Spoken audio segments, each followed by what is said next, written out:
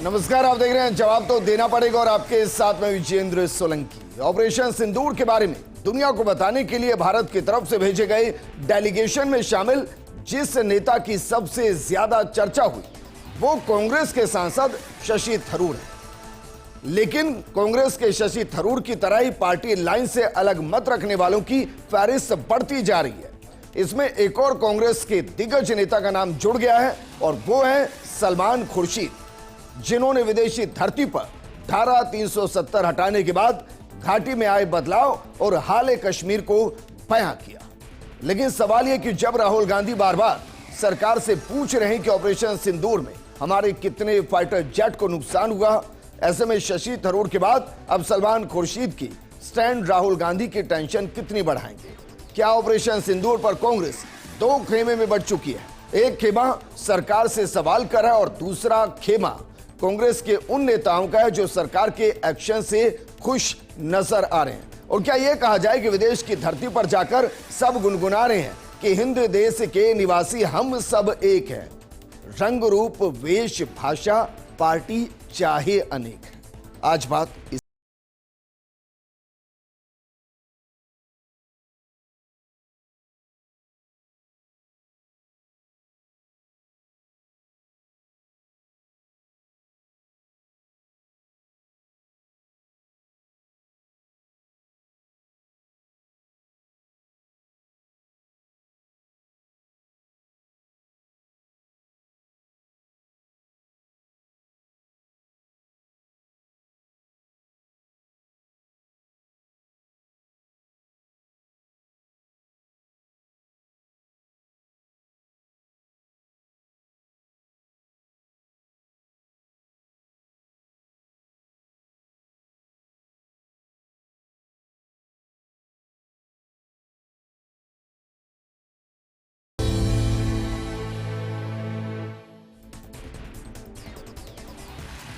अब सोचिए, एक नारा खूब चला, एक देश एक विधान एक पहचान एक संविधान एक निशान। जम्मू कश्मीर में 370 से पहले दो विधान थे, दो पहचान थी, दो निशान थे। लेकिन मोदी सरकार ने उसको अलग किया और 370 को अभिन्न अंग बना दिया।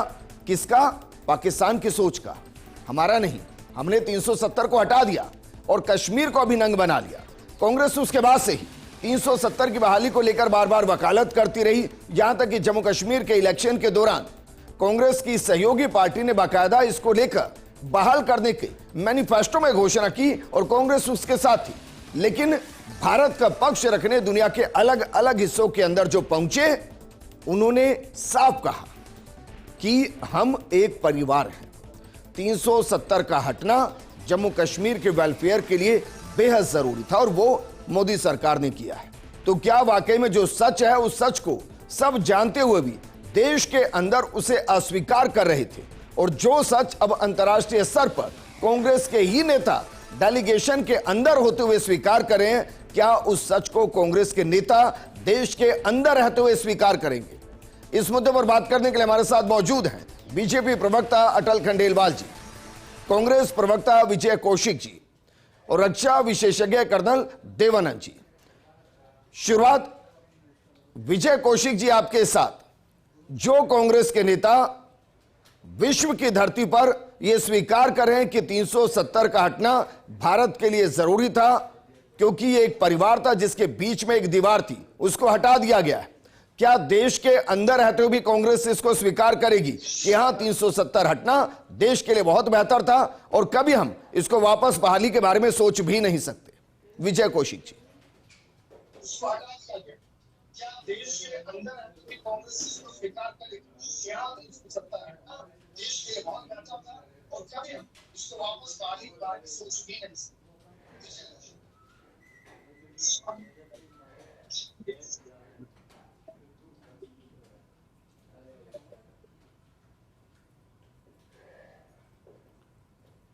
विजय कौशिक जी। पीसीआर, एक तो मुझे स्टूडियो की आवाज बिल्कुल सही नहीं मिल रही। चलिए वापस आपको कनेक्ट कराते हैं सर, और मैं आपसे रिक्वेस्ट करूंगा कि सर आप मोबाइल पर मत सुनिए आवाज को। अगर कान तक मेरी आवाज सीधी पहुंच रही है तो सीधा रिप्लाई कीजिए, क्योंकि उसमें थोड़ा डिले है। वापस मैं आपके पास आऊंगा। अटल खंडेलवाल जी, क्या इसे हम कहें कि जिस शब्द का मैंने इस्तेमाल किया कि हिंद देश के निवासी हम सब एक हैं, रंग रूप वेश भाषा पार्टी चाहे अनेक है, वैश्विक पटल पर क्या आज यही दिखाई दे रहा है? देखिए विजेंद्र जी, ये अनेकता में एकता बहुत ही खूबसूरती है। देश की राजनीति रूप से पूरे विश्व उसको सशक्तिकरण के रूप से देख रहा है। जो ये भारत का न्यू नॉर्मल हम जो बात कर रहे हैं वो यही है जो मोदी जी कह रहे हैं ना, कि अब भारत प्रतिक्रिया नहीं देता, वो परिस्थितियों से लड़ता है। और देखिए, डॉक्टर श्यामा प्रसाद मुखर्जी ने तो कहा ही था कि एक राष्ट्र एक निशान एक विधान, और 370 हटाना, क्योंकि आज तो सलमान खुर्शीद साहब जो कि बहुत सीनियर लीडर कांग्रेस के हैं, उन्होंने भी बहुत अच्छी बात कही कि जब आप किसी जगह की नेचर बदल देते हैं तो वो अपने आप को भारत से अलग देखना, वो मतलब अलग से देखने की कोशिश करते हैं। वही एक बात थी कि भाई भारत को एकता के उसमें देखा जाना चाहिए। उसमें ये नहीं कि मेरा विधान भी अलग हो, मुझे उसकी भी पावर हो कि मैं ये डिफाइन कर सकूं कि भाई लोग कौन होंगे, किन्हें मैं पीपल कहूं, कैसे स्पेशल राइट दे दूं मेरे जो राज्य के लोगों को। ये सब ठीक नहीं है। फिर हर राज्य ऐसा करेगा, उसकी अपनी एक शक्तियां रहेगी, तो फिर वो भारत एक स्वरूप नहीं रहेगा, उसका चीज बदल जाएगी। डॉक्टर श्यामा प्रसाद मुखर्जी ने ये बहुत पहले से देख लिया था। भारतीय जनता पार्टी इसी कारण से राष्ट्रवाद पे चल रही है। पूरी दुनिया अब आतंक के रूप में, जिस तरीके से आतंकवाद से जिस तरीके से भारत ने अपना सक्षम रूप दिखाया है, निपटा है, पूरे विश्व ने ये देखा और भारत को अग्रणीय देश मानने के प्रति कटिबद्ध हुए। चलिए सर, अब एक और सवाल मैं आपसे करूंगा, लेकिन उससे पहले विजय कौशिक जी हमारे साथ जुड़ गए। विजय कौशिक जी, कांग्रेस के जो बड़े नेता हैं वो वैश्विक पटल पर जाकर स्वीकार करें कि भाई 370 का हटना भारत के लिए बहुत महत्वपूर्ण था, और उसको लेकर वो कई तरीके के उदाहरण भी दे रहे हैं। मैं मानकर चलूं कि देश के अंदर भी कांग्रेस यही सोच रही है कि हां, अच्छा हुआ 370 हट गई, एक देश एक विधान एक पहचान एक संविधान होना चाहिए, इसमें कुछ गलत नहीं। देखिए, हमारे जो नेता विदेश में जाकर अगर धारा 370 को लेकर अपना ये जो पक्ष रख रहे हैं, जो आप बता रहे हैं, तो सबसे पहली बात यह है कि वो पाकिस्तान के मुद्दे पर पक्ष रखने गए हैं या धारा 370 को लेकर पक्ष रखने गए हैं। और जहां तक कुछ विशेष अधिकारों की बात है, तो देश के अभी भी कई ऐसे राज्य हैं जिनको विशेष अधिकार प्राप्त है, और उन परिस्थितियों में ये कह देना जी किसी राज्य को विशेष, मैं आपसे पूछ लेता हूं सर, बताइए सर, कहां पर दूसरा झंडा है देश के अंदर, आप बता दीजिए सर। जी, मेरी बात सुनिए। हाँ, मुझे जो जानकारी है उसके मुताबिक कई राज्य हैं जहां उनके विशेष अधिकार हैं, जिनमें असम है, पूर्वोत्तर के कुछ इलाके हैं।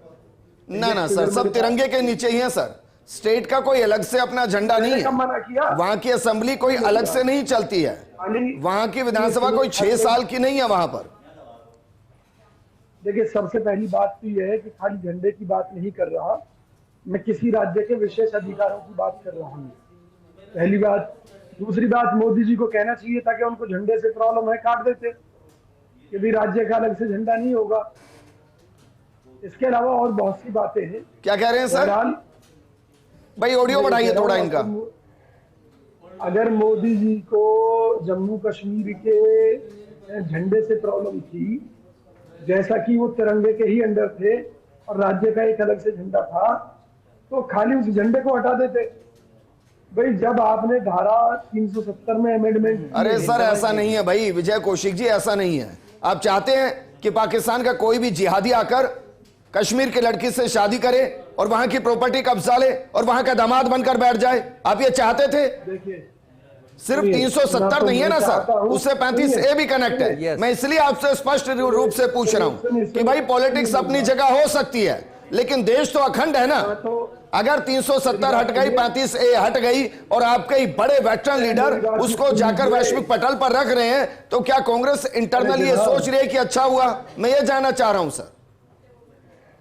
मैं ये कहना चाहता हूं कि ना तो विजय कौशिक ये चाहता है कि कश्मीर की लड़कियां पाकिस्तानी लड़कों से शादी करें और पाकिस्तानी युवाओं को कश्मीर की नागरिकता मिले, न मेरी कांग्रेस पार्टी ये चाहती है। सर कांग्रेस चाहती थी, देखिए मैं वर्तमान कांग्रेस का जिक्र नहीं कर रहा हूं, अगर नहीं चाहती तो बताइए किसने डाला ये कि अगर कश्मीर की लड़की कश्मीर को छोड़कर हिंदुस्तान के किसी हिस्से में शादी कर ले तो उसकी कश्मीर की नागरिकता चली जाएगी, और पाकिस्तान का लड़का अगर कोई आकर कश्मीर की लड़की से शादी कर ले तो उसे कश्मीर की नागरिकता मिल जाएगी।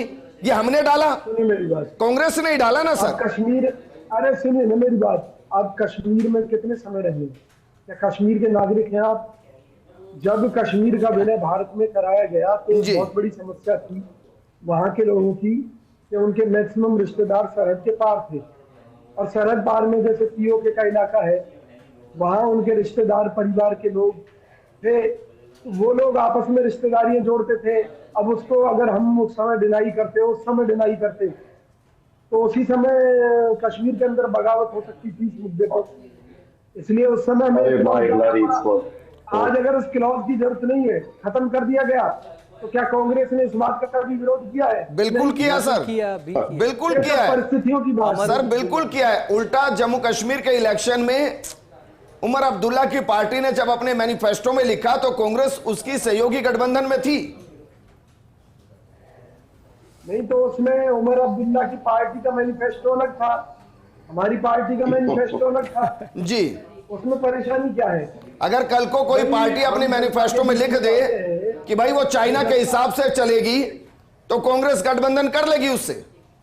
कोई कहे कि हमारा यहां मुख्यमंत्री बन गया, हम चाइना की सुनकर यहां पॉलिसी एग्जीक्यूट करेंगे, कांग्रेस गठबंधन कर लेगी उससे, ये कहते हुए कि भाई उसकी पार्टी का मैनिफेस्टो है। हम मोदी जी की तरह दोगला व्यवहार नहीं करते। एक तरफ तो चाइनीज सामान की बात कर रहे, दूसरी तरफ चाइना के साथ व्यापार बढ़ा रहे। $125 अरब तो हमारा विदेश व्यापार घाटा क्रॉस कर चुका है, आपकी जानकारी में होना चाहिए। हम तो ये कहते हैं, हम आज देश की सत्ता भारतीय जनता पार्टी के हाथ में है जी। 370 को लेकर जो उन्होंने निर्णय लिए वो संविधान के मुताबिक लिए, उसमें हमें कोई अतिशयोक्ति नहीं है।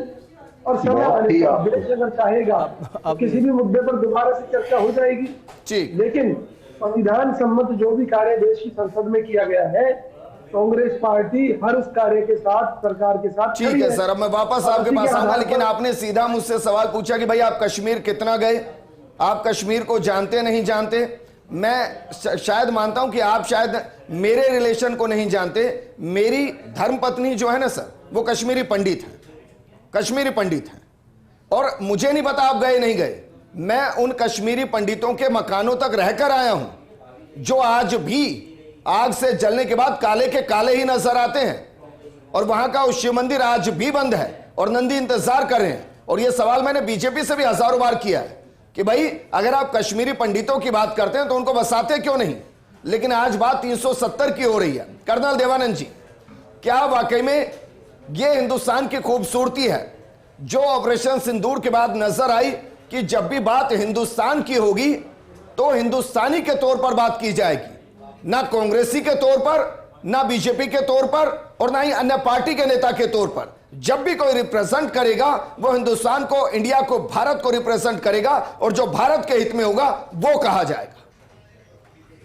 देखिए विजेंद्र जी, सबसे पहले ऑपरेशन सिंदूर के उपरांत जो देश के राष्ट्र के अंदर राष्ट्रवादिता की जो भावना आई है, उस भावना को मैं सलाम करना चाहूंगा, देशवासियों को बधाई देना चाहूंगा, देश के नेतृत्व को बधाई देना चाहूंगा, जहां पर इतनी clear cut directions, clear cut policies बनाई गई जिससे पूरा देश एक साथ खड़ा हो गया। 370 की बात पे बात दूंगा। पहले जो हमारा डेलीगेशन गया, उसने जिस प्रकार से बाहर दूसरे देशों में अपने विचार रखे, मुझे गर्व है कि हमारे राजनीतिक व्यक्ति जब राष्ट्र की बात आती है तो वो अपनी पार्टी से ऊपर उठकर वो बयानबाज करते, अपने मन में कोई द्वेष नहीं रखते कि जो राष्ट्र हित में तो बात करनी पड़ेगी। बहुत बधाई के पात्र है। अब यहां पर कांग्रेस पार्टी का मैं जिक्र करना चाहूंगा क्योंकि उनके प्रवक्ता विजय जी बैठे हैं, उन्हीं का मैं बातों को लेकर के सबसे पहली बात कांग्रेस पार्टी को मंथन करना पड़ेगा। इसका मतलब कि जो उसकी पॉलिसीज है उनके जो मेंबर है वो भी पसंद नहीं करते, पर क्योंकि वो जब देश में रहते हैं, अपने उन सीनियर लीडर्स के दबाव में रहते हैं, तो अपनी भावना को व्यक्त नहीं कर पाते क्योंकि उनका भी राजनीतिक करियर दांव पे लगा होता है। पर धन्य है बाहर जाकर के जिस प्रकार से इन्होंने 370 का सही आईना दुनिया को दिखाया, मुझे गर्व होता है और हर भारतीय वासी को गर्व होता है इस बात पर। अभी जो विजय कौशिक जी 2-3 बातें कह रहे थे कि मोदी जी को तिरंगा चाहिए तो वो तिरंगा हटा लेते। विजय जी, आपका पहला सवाल बहुत गलत है और वो जवाब दे दिया विजेंद्र जी ने, पर मुझे यकीन है आपने कश्मीर नहीं देखा है, आपको कश्मीर की परिस्थिति पता नहीं है। तिरंगा हटाने नहीं, आपको नहीं पता। सुनिए आप बोले तब मैं सुना था, चुप रहो अभी सुनिए। एक मिनट कर्नल देवानंद जी, एक मिनट कर्नल देवानंद जी, अच्छा एक मिनट कर्नल देवानंद जी, ठीक है, एक मिनट विजय कौशिक जी, एक मिनट कर्नल देवानंद जी। दरअसल विजय कौशिक जी ने यह कहा कि भाई अगर कश्मीर के झंडे से प्रॉब्लम थी तो कश्मीर के झंडे को हटा लेते, उन्होंने ये कहा, उन्होंने तिरंगा हटाने के लिए नहीं कहा। हाँ बोलिए। अरे नहीं, एक मिनट इन्होंने कहा कि मोदी जी को अगर उससे प्रॉब्लम थी तो हटा लेते कश्मीर का झंडा। ओके फेयर है ना कम्युनिकेशन का। पर सवाल है कि मोदी जी को प्रॉब्लम क्या देश को है यार? 370 गद्दारों ने लगाया था और कांग्रेस पार्टी ने 370 और 35 से लगाया था, और ये बात सत्य है, स्वीकार करनी पड़ेगी। और आपके कश्मीर के नेता जब बाहर जाके सच्चाई बोल रहे हैं तो कृपया करके अब अपनी आंखें खोलो प्लीज। दूसरी बात, आपने कहा कि रिश्तेदार और मैनिफेस्टो। कांग्रेस ने लोकसभा चुनाव के अंदर अपने मैनिफेस्टो में कहा था कि अगर हम जीते तो 370 वापस लाएंगे। तो अगर आपको ज्ञान नहीं है तो प्लीज आस्क योर लीडर्स। ये दूसरी बात है। और तीसरी बात देखिए विजेंद्र जी, हो सकता है कुछ, बिकॉज मैं ऑनलाइन आपकी समझ सकता हूं सर, बोलिए। पर जो इनका भावार्थ है, इनका भावार्थ यह है कि 370 अच्छा था। इनका भावार्थ यह कि दूसरे राज्यों के अंदर, भाई साहब, स्पेशल राइट होना अलग होता है, अलग संविधान किसी स्टेट में नहीं है, और सब में कोई में प्रधानमंत्री नहीं है, कोई में राष्ट्रपति नहीं है, और कहीं भी इस तरह के रेस्ट्रिक्शन नहीं है कि सेना का अगर कोई सैनिक बलिदान हो जाए तो उसको आप 2 गज जमीन भी ना दो उसके अंतिम राइट्स के लिए। ये 370 के दुष्कर्म थे। पर चलिए, मैं इस बात को छोड़ते हुए आगे आता हूं कि जो आज नेता, जो पॉलिटिशियन बाहर विदेश में गए हैं, मैं उनका बहुत बुरी प्रशंसा करूंगा।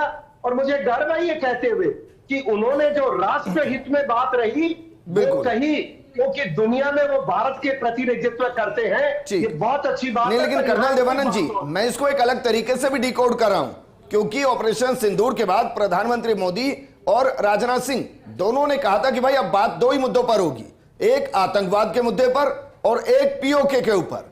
अब जो सलमान खुर्शीद कह रहे हैं वो इनडायरेक्टली ये कह रहे हैं कि जम्मू कश्मीर का राग अलापना दुनिया भी छोड़ दे, वहां बहुत खुश हैं, वहां डेवलपमेंट हुआ है, 370 हट चुका है, 35 से हट चुका है। इस बारे में कोई बात मत कीजिए, सोचकर भी मत कीजिए कि वहां कांग्रेस इसके पक्ष में होगी कि 370 वापस आ जाए। हम कांग्रेस के नेता हैं, हम कह रहे हैं कि वहां सब खुश है।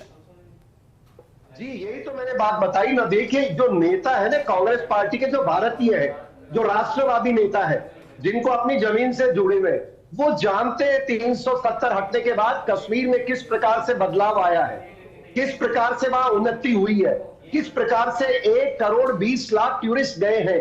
सेना ने जिस प्रकार से पूरे वहां दुनिया का सबसे ऊंचा ब्रिज बना है, लोग उन्नति चाहते हैं, और जो उनको दिखाई दिया है तो वो गलत नहीं बोल सकते, क्योंकि वो आज देश का प्रतिनिधित्व करते हैं। और उन्होंने जो 370 की बात कही है, मैं आपसे सहमत हूं, वो दुनिया को बिल्कुल साफ हो चुका है। और कांग्रेस पार्टी ने कर दिया है कि भाई 370 अब इतिहास है, बात नहीं करे। अब अगर बात होगी तो कश्मीर को वापस भारत को देने की पीओके की होगी या आतंकवाद को खत्म करने की होगी। मुझे आज फक्र है, मैं गर्व है अपने नेताओं पे। ठीक है सर, वापस मैं आपके पास आऊंगा। अटल खंडेलवाल जी, अब मैं दूसरे तरीके से सवाल को कर रहा हूं और ये बहुत गंभीर सवाल है सर। आज देखिए, बीजेपी सलमान खुर्शीद के साथ खड़ी है ना? हाँ ना? तो कीजिए सर। देखिए, खड़ी है सर। बीजेपी अपनी विचारधारा के साथ खड़ी है।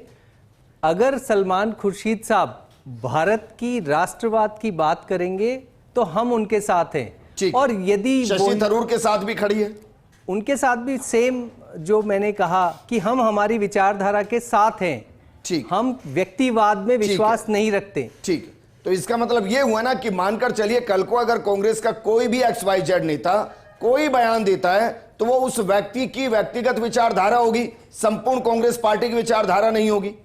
मतलब जब हिट किया जाएगा तो उस व्यक्ति को हिट किया जाएगा कि भाई आपकी विचारधारा गलत है, उसको समर्थन करने वाले नेताओं को टारगेट किया जाएगा, संपूर्ण पार्टियों को तो टारगेट नहीं करेंगे।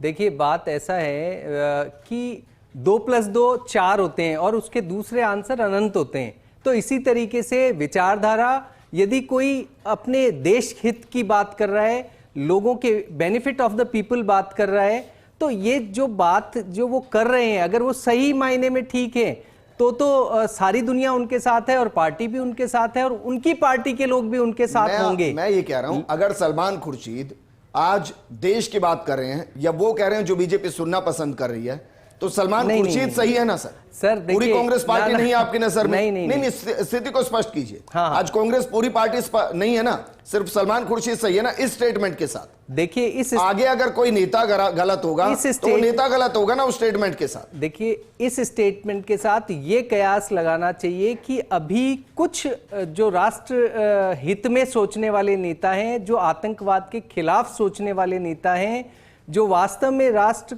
की प्रगति चाहते हैं, डेवलपमेंट चाहते हैं, वो धीरे धीरे आगे आ रहे हैं। और हो सकता है बहुत सारे लोग अभी नहीं बोल पा रहे हैं और इन दोनों के बोलने के बाद बहुत तेजी से बदलाव मेरा सवाल बहुत स्पष्ट है सर, और उस सवाल को समझने की जरूरत है, आज पूरे देश को समझने की जरूरत है। विजय कौशिक जी, अब मुझे ये बताइए कि अगर आपके और नेता 370 को लेकर बयान देते हैं, क्योंकि मुझे सबसे ज्यादा हर्ष तो इस बात का है कि जो कांग्रेस अभी तक सर्जिकल स्ट्राइक और एयर स्ट्राइक को नहीं मान रही थी, वो आज खुद कह रही है कि हां हमने सर्जिकल स्ट्राइक की, हमने एयर स्ट्राइक की, और वो ऑपरेशन सिंदूर के बाद कह रही है।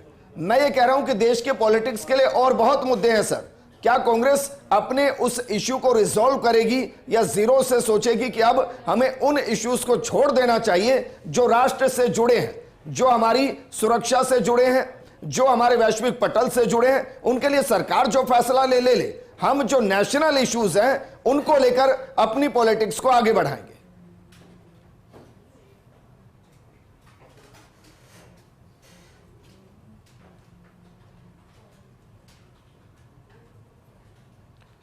विजय कौशिक जी, आपकी आवाज नहीं आ रही है sir.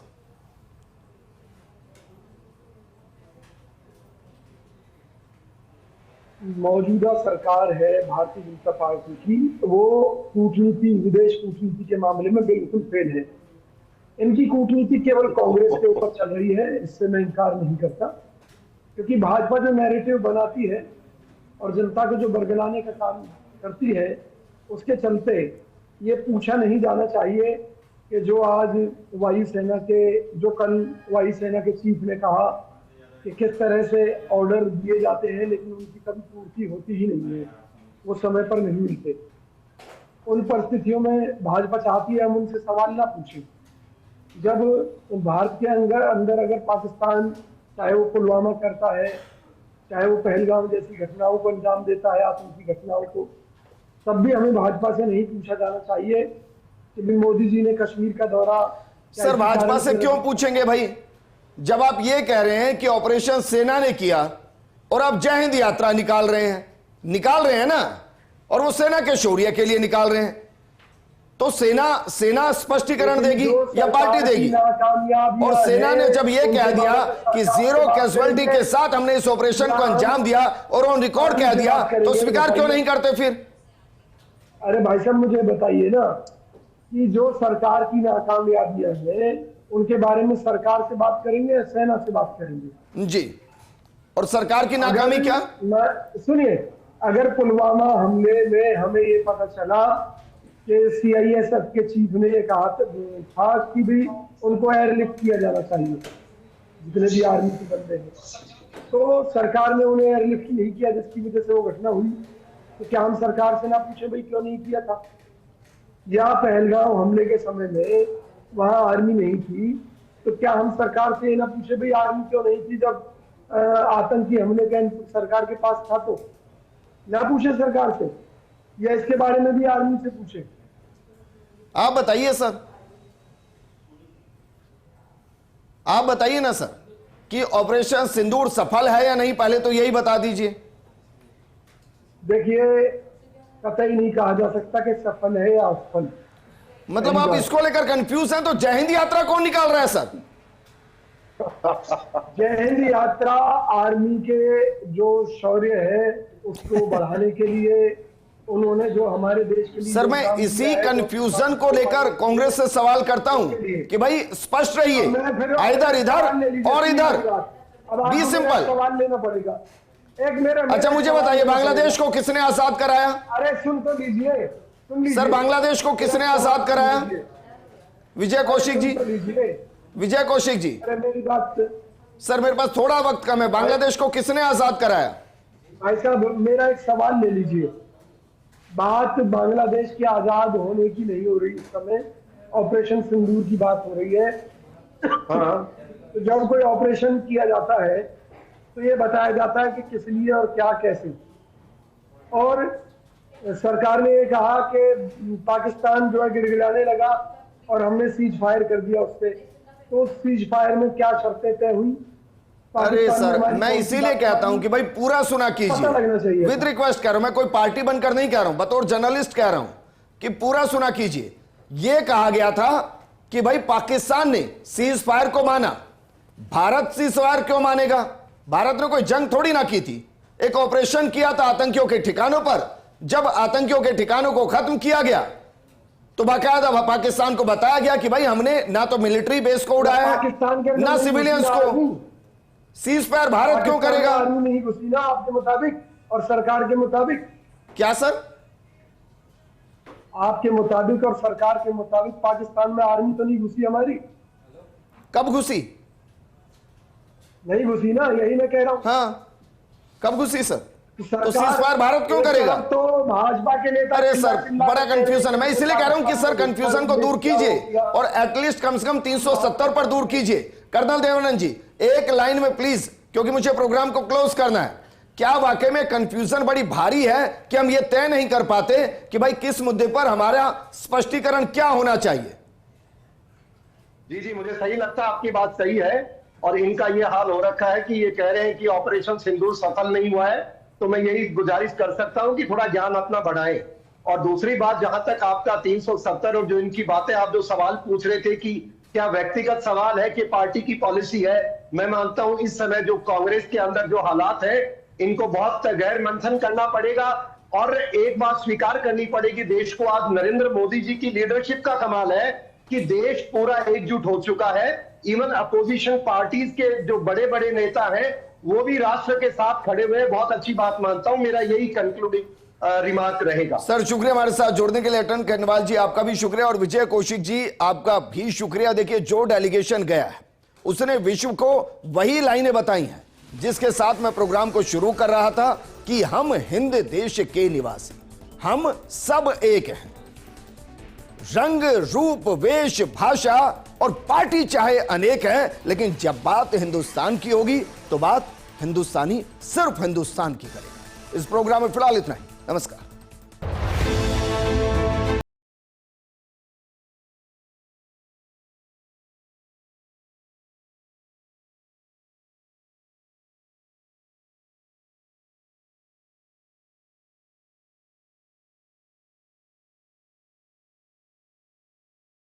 Passed.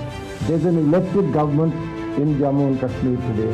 Kashmir and we are family together. Nobody can break up this family.